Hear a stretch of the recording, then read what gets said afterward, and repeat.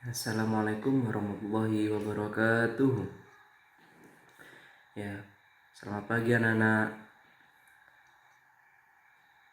Bagaimana kabarnya kalian?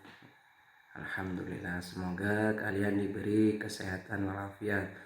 Dan alhamdulillah kita masih diberi kesehatan dengan kita bisa bertatap muka kembali dengan pembelajaran pada pagi hari ini.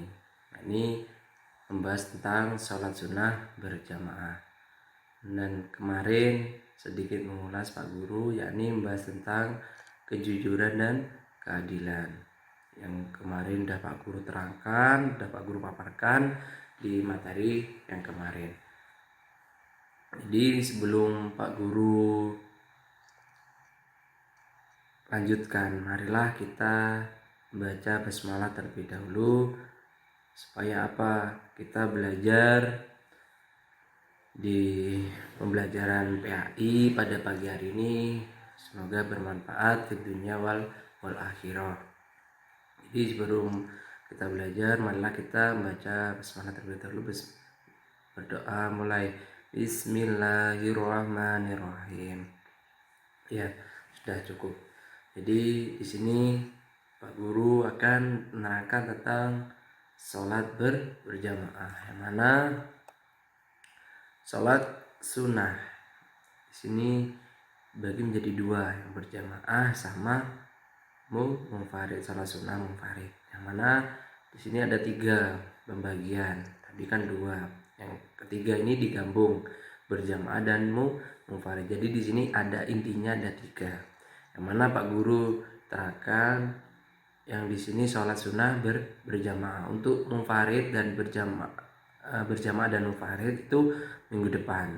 Jadi di sini yang dinamakan tentang sholat sunnah berjamaah. Apa sih sholat sunnah berjamaah itu? Kita harus tahu. Sebelum kita belajar, kita tuh harus sebenarnya belajar terlebih dahulu, membaca terlebih dahulu.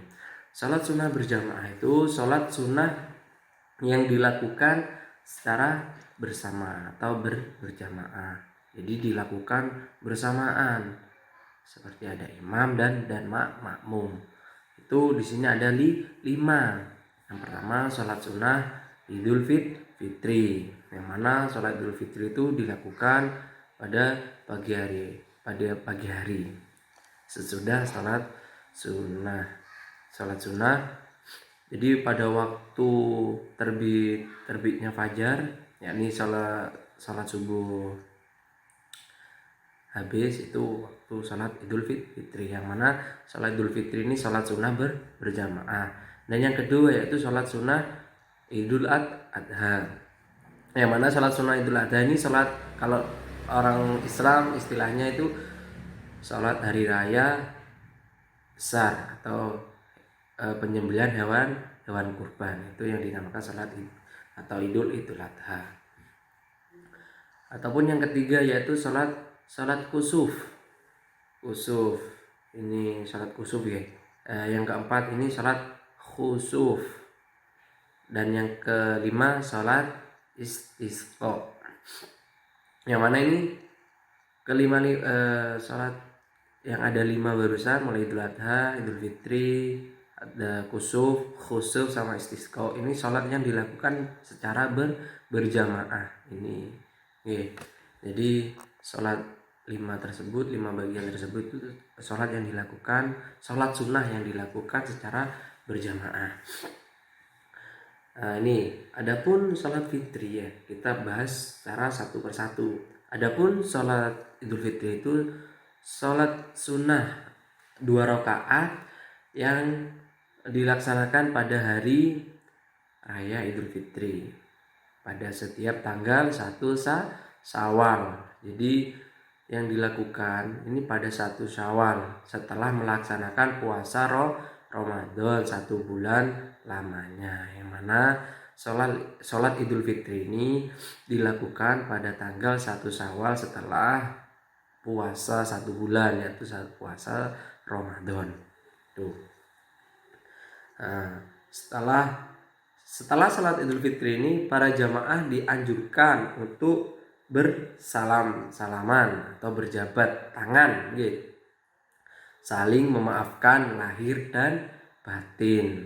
Jadi setelah salat Idul Fitri ini orang muslim atau muslimin ya, muslimin muslimat itu dianjurkan untuk bersalam-salaman atau berjabat tangan untuk saling memaafkan, bukan memanfaatkan ya, memaafkan lahir maupun batin. Jadi lahir dan batinnya itu kita fungsinya untuk bersalaman atau berjabat tangan ini memohon maaf apa yang pernah kita lakukan ke tetangga itu maupun salah ataupun kita yang salah, itu tetap kita harus saling memaafkan. Itu fungsinya saling berjabat tangan atau bersalam-salaman, itu fungsinya. Sekarang yaitu niat sholat Idul Fitri. Ada yang tahu nggak? Oh, saya Pak Guru, saya tahu Guru. Oh, itu. Ya, yang mana bunyinya usolli sunnatan li Idul Fitri rakaataini ya. Makmuman atau yang jadi imam ya imaman ya. Kalau yang jadi makmuman lillahi ta'ala. Tuh.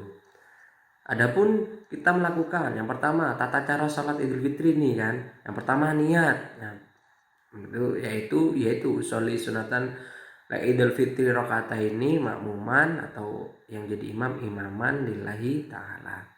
Dan yang kedua, pada rakaat pertama sesudah membaca doa iftitah itu bertakbir sebanyak 7 kali. Jadi sholat contoh Pak Guru ini. Jadi sebanyak 7 kali Allahu Akbar sampai 7 kali takbiratul ihram, takbirnya tuh sampai 7 kali. Di sela-sela takbir itu satu dan lainnya disunahkan membaca tasbih dan dilanjutkan membaca surat Al-Fatihah dan membaca salah satu surat dalam Al-Qur'an. Tuh. Dan yang nomor 3, pada rakaat kedua setelah takbir berdiri kemudian baca takbir 5 kali sambil mengangkat tangan, dan di antara setiap takbir disunahkan baca tasbih. Setelah takbir kita disunahkan untuk membaca tasbih. Setelah itu membaca surat Al-Fatihah ataupun surat-surat pilihan dalam kedua rakaat tersebut. Jadi adapun yang poin keempat itu salat Idul Fitri ditutup dengan salam. Setelah itu khatib mengumandangkan khutbah dua kali. Jadi setelah kita takbir 7 kali, membaca tasbih, surat-surat pilihan, itu habis itu dilanjutkan oleh khatib. Khatib ini mengumandangkan khutbah sebanyak dua kali. Khutbah yang pertama nanti bilalnya sholawat, habis itu naik lagi. Itu termasuk khutbah dua kali.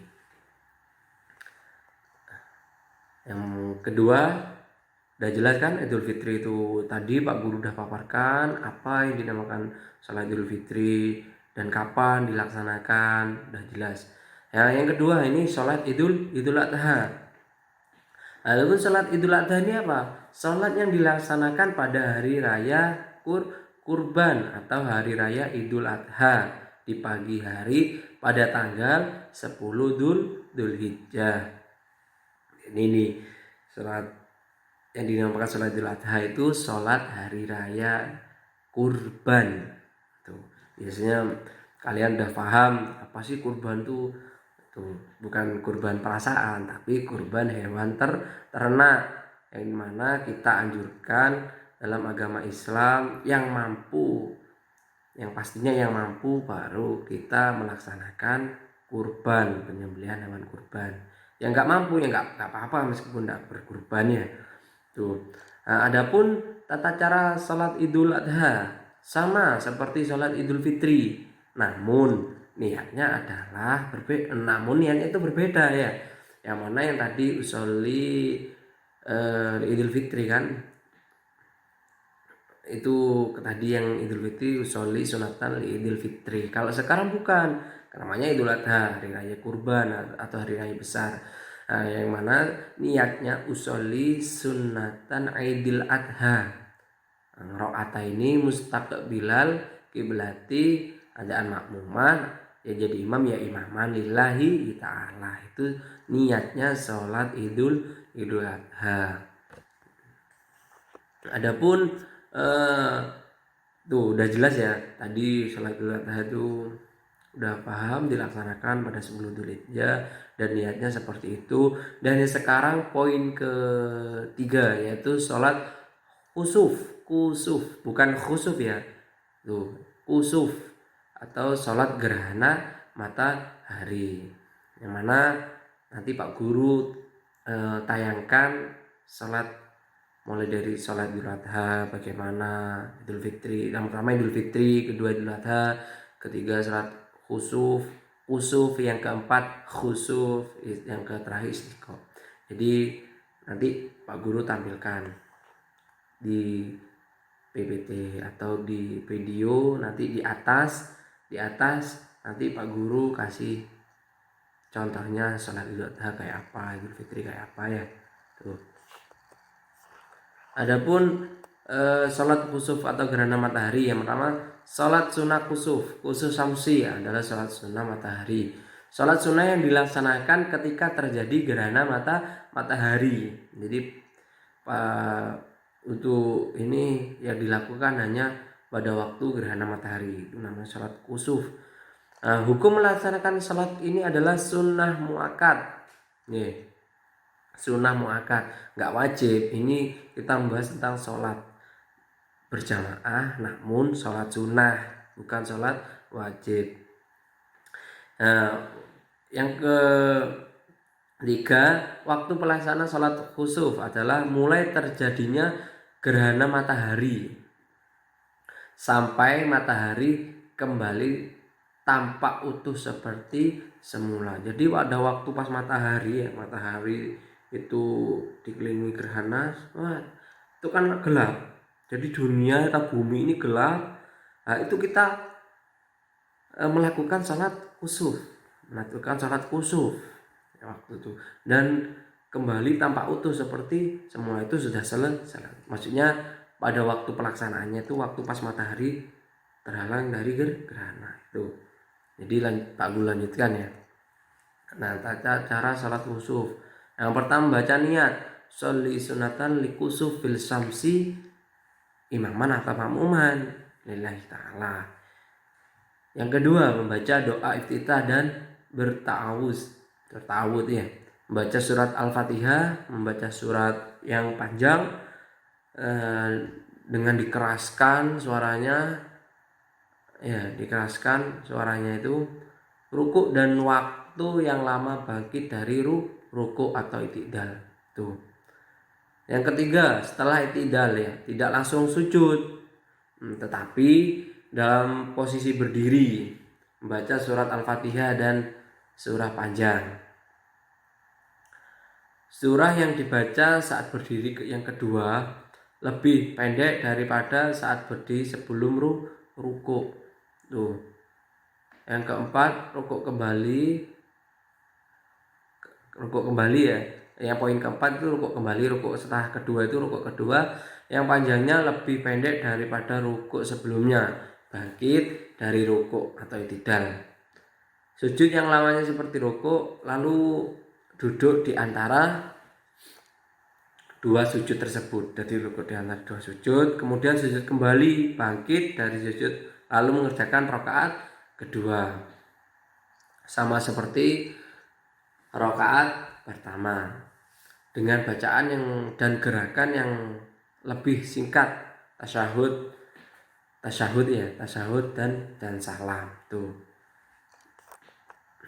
Nah, yang sekarang yang poin keempat yaitu sholat khusuf atau gerhana bulan.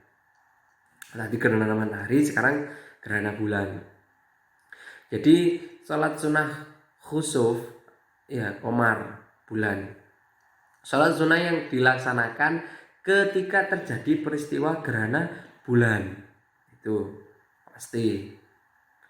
Jadi kita melakukan sholat khusuf ini ketika gerhana bulan tersebut, itu kita baru melaksanakan sholat khusuf. Dan dua, hukum melaksanakan sholat ini apa sih hukumnya? Yaitu sunnah muakkad, sama seperti sholat gerhana matahari. Itu sama, hukumnya sunnah muakkad tetap. Dan yang poin ketiga, sedang waktu sholat gerhana bulan, ini mulai terjadinya gerhana bulan sampai bulan tampak utuh kembali, seperti ya tadi, seperti sholat khusuf, yaitu matahari. Tuh. Yang keempat, tata cara sholat khusuf sama dengan sholat matahari tadi, gerhana matahari, namun niatnya berbeda. Yang mana niat ini usolli sunatal khusufi, ya, khusufi rakaataini makmuman lillahi ta'ala. Itu niatnya sholat khusuf atau sholat gerhana bulan. Tuh beda. Kalau tadi pakai kof, kalau sekarang pakai kho. Tuh. Yang terakhir, poin terakhir yaitu sholat istisqa. Yang mana sholat istisqa ini sholat sunnah 2 rakaat yang dilaksanakan untuk memohon turunkan hujan. Maksudnya turunnya hujan. Ini pasti kita pernah melakukan sholat istisqa, meminta hujan. Kenapa kita harus? Karena di negara kita ini musimnya ada 2, ya kan, musim kemarau sama musim apa? Ayo, nah itu. Jadi musim di Indonesia ada 2, musim hujan sama musim panas. Tuh. Jadi kita perlu yang namanya sholat istisqa. Kadang kan panas, musim panas itu lama. Ketika itu tanaman atau apa yang ditanamkan oleh petani itu biasanya layu, dan ketika itu orang melaksanakan sholat istisqa, minta hujan. Tuh. Jadi sebelum poin keduanya kan, dari sholat istisqa, sebelum melaksanakan sholat istisqa ini diharapkan untuk berpuasa selama 4 hari beruntut atau berturut-turut. Beruntut ya, terus-terusan 4 hari. Selanjutnya bertaubat kepada Allah. Supaya apa? Kita mendekatkan diri kepada Allah dengan semurni hati kita. Jadi kita memang dianjurkan untuk berpuasa sebelum sholat istisqa selama 4 hari. Supaya apa? Apa yang telah kita minta kepada Allah itu bisa terwujud, bisa terlaksanakan. Tuh. Dari segala kesalahan dan dosa kita, serta menghentikan segala bentuk perbuatan maksiat, serakah, dan merusak lingkungan. Jadi kita apa fungsinya? Jadi puasa 4 hari ini fungsinya kita mendekatkan diri kepada Allah. Jadi seakan-akan kita itu menghadap kepada Allah dengan keadaan suci. Tuh. Makanya kita harus menjaga diri ya dari keadaan maksiat ataupun dosa. Tuh.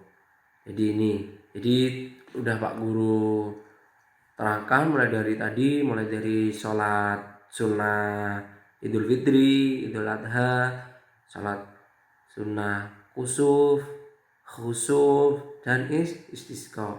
Adapun tata cara sholat istisqa ini: 1. Setelah semua bersiap untuk sholat, muadzin tidak perlu mengumandangkan azan dan iqomah. Jadi nggak perlu azan dulu, habis itu iqomah. Itu nggak perlu ya. Cukup dengan seruan sholat ya, as-sholatu jami'ah ya, cukup itu aja. Itu sholat istisqa. Nggak perlu azan ya, nggak perlu iqomah, nggak perlu. Yang nomor 2, sholat, maksudnya poin yang kedua, sholat sunnah dilaksanakan seperti sholat sunnah yang lainnya, sama aja. Tuh. Nomor 3, setelah membaca surat Al-Fatihah, dilanjutkan baca surat-surat yang panjang, terserah imam mau membaca surat Yasin, Al-Baqarah, atau Yusuf, atau pokok intinya surat-surat panjang, terserah imam ya, apa yang kita anuti kan imam, jadi itu terserah imam, yang penting imam tuh membaca biasanya surat-surat panjang. Nah, yang keempat, setelah salam khotib membaca 2 khutbah. Pada khutbah yang pertama dimulai dengan membaca istighfar 9 kali. 9 kali istighfar dulu ya. Khutbah pertama itu baca istighfar 9 kali, contohnya astagfirullahaladzim innahu kana ghafara. Terserah ya, banyak macamnya. Seperti sholawat itu banyak macamnya. Dan yang kedua dimulai membaca istighfar 7 kali ya. Yang pertama itu 9 kali dan yang kedua 7 kali. Tuh. Ya mungkin itu saja dari Pak Guru, kurang lebihnya mohon maaf. Ihdinas siratal mustaqim. Assalamualaikum warahmatullahi wabarakatuh. Ya itu saja. Ya untuk materi besok yaitu kita lanjutkan ya. Yakni sholat sunnah munfarid dan berjamaah dan munfarid, itu yang kita lanjutkan tuh materi yang akan datang. Ya terima kasih. Assalamualaikum warahmatullahi wabarakatuh.